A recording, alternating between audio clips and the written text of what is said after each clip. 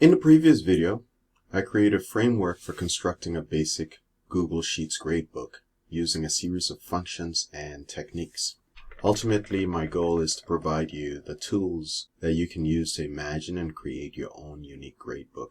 You don't have to construct one exactly as I did, nor do you need to use the same set of tools and functions. However, by watching these videos, you'll become familiar with Google Sheets and appreciate the constructive power it unleashes. To recap from the last video, there were two functions that I used. The first was the conditional if function that allows you to instruct Sheets to execute an action when a particular condition in your student's data is met. We will be using this function today to assign letter grades to students based on their grade percent. The second function that I used was the average function. With this function, I was able to calculate the average grade from a range of values. I also used a series of manipulative tools to organize my data and structure my sheet. These included the data sort tool. With this tool, I was able to sort my data based on one or more variables. For example, I was able to sort my student data vertically based on the student's last name.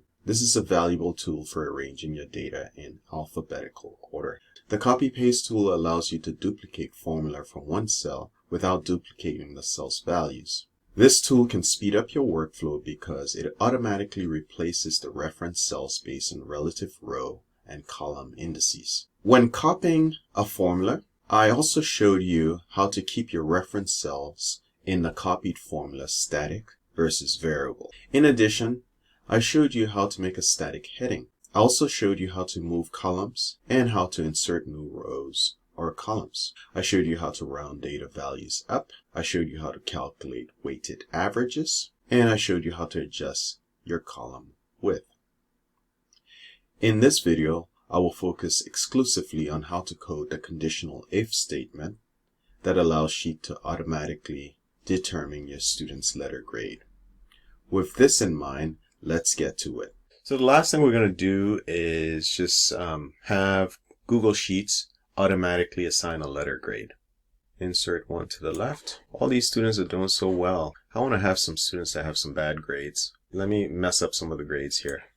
So let's give this guy a 43, 65 there. And so he gets a C. Oh, let's make it a little lower. Let's give him a 55 there. He's not a good student. Now we got a D there, and I want an F. Let's give this student a 35 and maybe a 45. Yeah, we got an F. All right, so let's call this letter. We're going to use what are called if statements. So if the grade is this value, then put in this letter. Later on, I will show you a more sophisticated way of doing this, but for now, I'm just going to show you the straightforward, bare bones method. But just keep an eye out for later lessons where things can get more complicated but fun. I'm going to just type in down here for convenience. So we have A, D is 60 and higher, and everything else is going to be F. We're going to write the formula in here from scratch, but we're going to use one function called the if function. All formulas must begin with an equal. So equal. And we're going to start with if this value is greater than or equal to 90, what do? Put a comma and tell what should happen and put in an A. Notice that I have that A in quotes. Why? Because it's what we call a string. It doesn't have any quantitative value. And you follow that with a second comma, which tells what to happen if that condition is not met. So if that condition is not met, if the student doesn't have 90 or higher, what should happen? And what I want to happen is to check a second condition, beginning with an if. If the same cell, so E4, is greater than or equal to 80, then we're going to make it a B. If not, then we're going to test a third condition. If E4 is greater than or equal to 70, then we're going to put in a C. Now we're going to test a fourth condition. If E4 is greater than or equal to 60, then we're going to put in a D.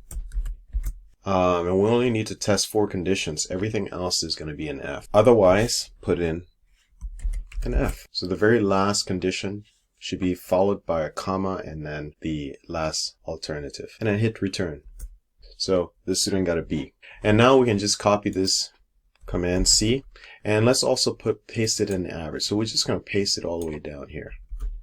Class average is a C.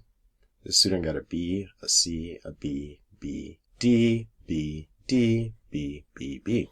Okay, and you can imagine that you could also do this for B plus, B minus, A plus, A minus, A, etc.